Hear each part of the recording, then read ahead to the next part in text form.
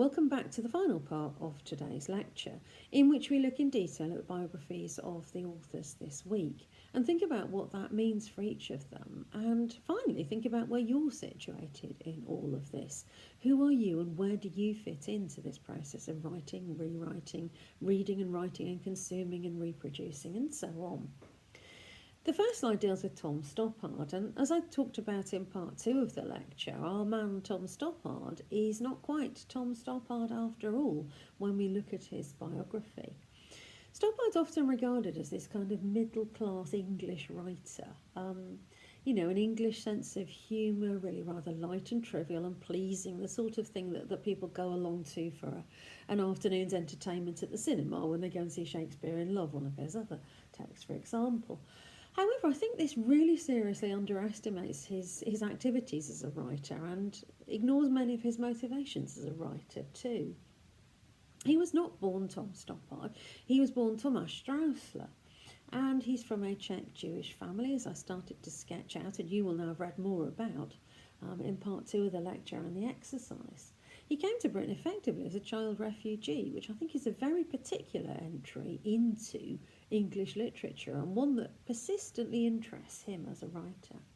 His father was also killed in the Second World War in essentially a colonial conflict in Singapore. Remember, that was the second place that the family went to on their journey away from the Czech area of Eastern Europe. And his mother and stepfather gave him his name. So Kenneth Stoppard, his stepfather, gave him the surname Stoppard. But they also renamed him now that they lived in England. So they renamed Thomas, a different name, although yet the same name too. I think that notion of himself as having been rewritten is really interesting.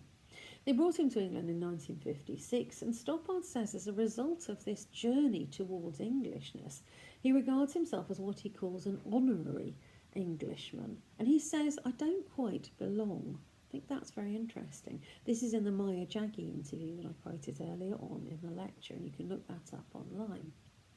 He's interested, therefore, in multiple identities, and also in linguistic confusions, in words that sound like other words, names that are but are not quite other names.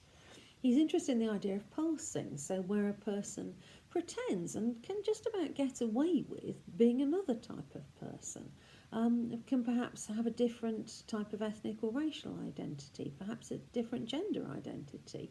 They can pass as something that they feel themselves not to be, but yet they wish to be, or at least they wish to appear to be. That notion of passing is very interesting for Stoppard. And he thinks of himself as passing for English, even though he is a Czech person. He's interested also in the relationship between genre and identity. After all, his is quite a tragic life story, although it ends well. He becomes a famous writer. I guess that's a good end to a biography. But yet there are clearly scars of that journey. There are clearly tragic resonances from his past that interest him. And he's interested in the balance between comedy and tragedy in any life and in any text. And he's interested persistently in politics and identity. He's interested in the politics of autocracy and tyranny, for example. He sets several of his works in totalitarian societies of one kind or another. And Rosencrantz and Guildenstern is not exactly one of those, but is not exactly not one of those either. It is about power. So he's interested in all of those issues because of his biography, I think. Biographies are always interesting. They shouldn't form the main part of your discussion of a writer. You should be looking at the text and thinking about the way that the writer adopts a persona there and tries to move away perhaps from their biographical origin. But nevertheless, knowing their life story is often useful in illuminating some of their motivations in rewriting a famous text like Hamlet. And in Stoppard's case, I think you can see how his obsessions come out very, very well in this rewriting Rosencrantz and Guildenstern. Move on to the next slide and we can look at Harriet Mullen. And I wanted to get you to think about the way that she thinks about herself in particular, and the way that thinking about herself really impacts on her notion of rewriting of literary traditions. This is an extract from an interview that she did with 3 interviewers back in 1997. And she's thinking about the ways in which she combines innovation as a poet, particularly formal innovation, innovation of form, with a commitment to tradition, both as she sees it African American tradition, but also American tradition, and also as European tradition. So she's got multiple traditions to draw on, and I think the way that she thinks about those in her own writing practice is really quite useful. So the interviewer Farah Griffin asked her about what she said was Mullen's desire to challenge the notion of a black literary tradition being based only in an oral vernacular tradition, and any cost to the way we frame that tradition, the way we talk about it, by only emphasising the oral and the vernacular. Has that informed the construction of the canon? So Griffin is asking about the ways in which Mullen has talked about oral tradition, and the idea that if you are an African or African American writer, your tradition is primarily oral. And Mullen really wants to contest that. She doesn't like that idea. She likes the idea of an African tradition as being a written tradition too, and as drawing on a European tradition, as being allowed to do that, as being included in that, as being allowed to claim and possess that, as being entitled to that. So Griffin's question asks her to reflect more on that, and this is what Mullen says. This is a verbatim interview, so the ellipses are hers. I think that it erases some of the complexity of what it is that we do, what our tradition is. I think that people wanted to define what is distinctively African or African American, as opposed to what comes from European tradition. And writing is seen as European, she says. I think that people have to re-examine the African traditions to see that Africans did write, and that Africans may not have used writing in the same ways that Europeans did. It was much more involved with communication with spirit than with communication with living human beings. So we have to first of all re-examine the idea that Africans only had oral traditions and didn't have written traditions, because there are these examples of African script systems. Not necessarily what all scholars would define as writing, but... And then she moves on to think about what that means. And then we have to think about, well, what has happened since we've been here? And she's being interviewed in America. And the way that we, our culture is syncretised, so mixed, homogenised with European, with Native American cultures, and that it's a more complicated picture. For her, identity is very much caught up with the idea of rewriting, as it is for all of these writers. And in this passage, in this interview, she reflects specifically on that. So she's thinking about notions of race, but she's also thinking about notions of sharing, of tradition, of geographical movement, of the ways in which literature speak to each other and are written to each other as well. She's thinking about oral and written traditions and writing. So again, she tries to complicate the idea that there's a simple binary relationship here. There's writing, and then there's rewriting. There's original text, and then there's the other thing, the secondary thing, the something else. She doesn't want to think about it in those terms. Margaret Atwood, too, is interested in the notion of rewriting as being something that empowers a group traditionally silenced, and for her that group is women. She's interested in multiculturalism as well, and one of the things that I've started thinking about now I read more Canadian literature, so for example Margaret Atwood and Kate Pullinger. Canada is a bilingual country, remember. It's an Anglo and Francophone country. And it also has a large Native American population, the Native Canadians, as they are there, and also an immigrant population. So not just the original colonists who went to Canada in the 17th to 18th centuries, but also a subsequent big wave of immigration, just as with the rest of North America, in the late 19th century, and then across the 20th century and into the 21st. Canada is also often seen, as America is, as a frontier. So the idea of the American, the United States experience as being also the Canadian experience is often important for Atwood. She sees these early settlers as something like survivors. She's very interested in the idea of people being put to the test by a physical environment. And she often writes speculative fiction, as a lot of other Canadian writers do too. There's a lot of very interesting Canadian writing which focuses on kind of ecological apocalypse or violent political change. And there's often a shocking or gothic edge to her work as well, which I think gives it that sort of extra bite. She's very interested in what happens if you push literature, what happens if you push people, what kind of new genres, what kind of new forms do they invent. But gender is always a central concern for Atwood, and of course she's best known for The Handmaid's Tale, the novel 1985, and of course there is now a sequel novel that she's produced recently. But also, now importantly, the TV series, the TV dramatisation of The Handmaid's Tale, which has been going on since 2017.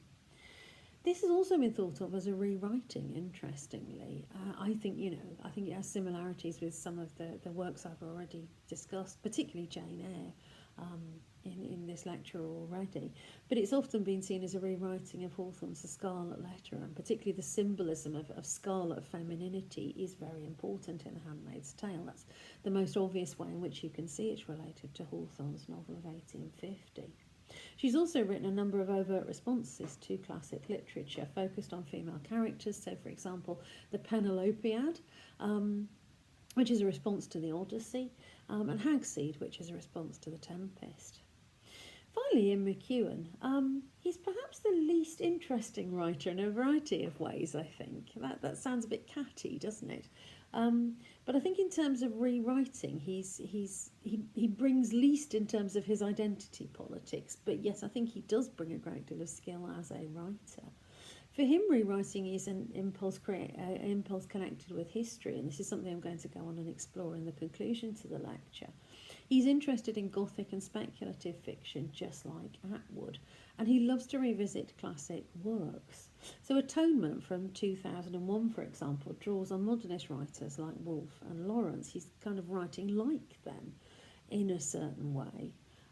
The Children Act, too, also recalls Bleak House, and he's quite knowing in the way that he deploys these literary similarities. He expects his readers to be quite well read and well informed, and he expects them to recognise these similarities, these moments of rewriting within his own works, I think. Both he and Atwood have moved towards more rewritings recently, and I think that's interesting. It seems like there's a kind of rewriting zeitgeist at the moment. We are interested in rewriting and revisiting particular historic and literary moments in the present day. And both writers are interested, as I said, in history, but also in historiography, in the idea of narrating history and the idea of histories about history. Machines Like Me, McEwan's novel, rewrites history, and it sets everything in alternative 1980s. So he's interested in speculative fiction that points towards the future as well as that which points towards the past. Finally, I think he's got this sense that rewriting can be a way to address not just historic texts and their assumptions, but also present crises, present injustices, to, if you like, write a better future. There's that rather ironic and satirical lecture in Nutshell on page 25 to 7, which you might want to have a look at. I'm not sure how serious he is. I think often he plays with his reader, and that's what sometimes causes literary critics to think about him as a rather trivial, a rather over-clever writer. But, see what you think. See what you think about his notion of the idea of rewriting as a looking forward, as a gathering up of past impulses and issues and projecting forward something better. Finally then, rewriting and history, the final slide. Rewriting is, in my opinion, an impulse connected intimately with history. It's about literary history, but also just about history, about stuff that has happened. Yes, literary history, literary innovation, but also the historic events of the past too. It's about how things were and how they are now and how they might possibly be in the future. And it's also about this idea of revisioning the past in order to create a more visionary future, which is perhaps better. It's about rediscovering and revising, anything with re in front of it, basically, I think is interesting when it comes to rewriting. You can think about history as a sort of draft text when you look at a rewriting. There are clearly problems with the original text that these writers use for their inspiration, whether it's Bleak House or Hamlet or Jane Eyre or whatever. They want to revisit those texts. Perhaps they want to correct aspects of them, as if these works were a draft of their own work, as if this was a first go, this was a first version. What if there are mistakes and imperfections? What if they can be fixed? And what if these are political ones, silencing, marginalising, for example? They want to, I think, mark a movement beyond these, some of them more radically than others, very clearly, some of them more playfully than others. Even if it's just in the mind of the reader, there is a movement away from what was towards something that is now or might be in the future. And I think that's why rewriting is so interesting. But it's very complex. They are very different authors. The way that we've put them together is, I think, really quite stimulating because they're so very different from each other, even as they're drawn together by this same rewriting impulse. So for the final exercise, I'd like you to go back to your biographical researches and think about who these writers are. And I'd like you to do it by reading one of the texts out to yourself, just a short section of it. Maybe a page of a novel or a whole poem. What does it sound like in your voice? Now I'm thinking about where you're sitting in all of this now. Is your voice different to that of the writer? Can you maybe find an audio recording of them to compare with it, or do you just know what they sound like? Look them up on YouTube, whatever. Who are they? What did you find out about them when you were doing exercise 2? But then who are you? Where do you come at this from? What would you want to rewrite? What would you want to see in a rewriting by somebody else? Are there original texts that you would like to revisit in your own creative practice as you go forward? You have a really important place in all of this. Yes, you're a reader, but you're also a writer. So you sit in this chain, you write back, you read back. And you write about. You will write essays, assignments on this. You will speak about it in class. Your voice will be heard too. So what do you have to say about these texts? Where do you fit in that chain of rewriting?